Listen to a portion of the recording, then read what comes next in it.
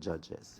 Unang-una po, mandato naman po ng pamunuan ng NBI na mag-imbestiga kung meron po silang naririnig, nalaman na anomalya. Hindi po kailangang utusan ng Pangulo.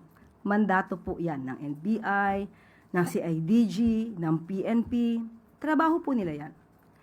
Kung ito ay sinasabing panggigipit, ang aking pong narinig lamang ay ito ay paiimbestigahan ni NBI Director Matibag dahil kung inyo pong matatandaan, magtatayo po ng NBI Academy dito sa New Clark City. At the time na nagkaroon sila ng pagpupulong ay mayroong nakapagsabi sa kanya na mayroong mga issue patungkol sa korupsyon nung ito daw ay isinagawa. So ito yung nabanggit lang naman sa kanya at naisumbong. Bilang isang namumuno sa NBI, kapag may nadinig na ganun, ano ba ang dapat gawin? Isa walang bahala? Tulugan? Ignore? O imbestigahan?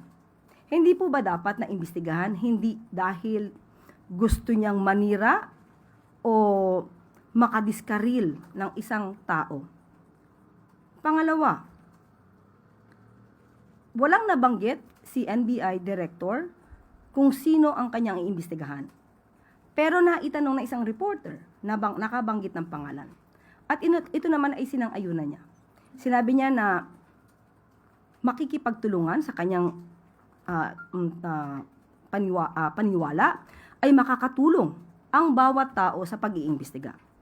Bakit sasabihin na ginigipit? Tama ba yung word? Ginigipit? Ini-intimidate. Ang tao na wala naman na dapat katakutan ay hindi nai-intimidate kahit kailan. Ang pag-iimbestiga na gagawin dahil mayroon naman talagang issue noong pang 2019, hindi ito pang-i-intimidate, hindi ito panggigipit sa mga taong wala namang ginawang mali. So hindi dapat magkaroon ng reaksyon na dahil iimbestigahan lamang ay sila ay iisa-isahin na. Kapag ganun kasi ang mga pananaw,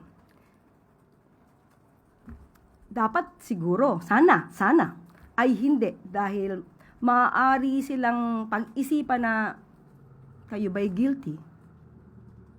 So kung wala naman at walang dapat nakatakutan, hindi kailangan ma-intimidate, hindi kailangan na magalit sa anumang pag-iimbestiga. So wala pong any question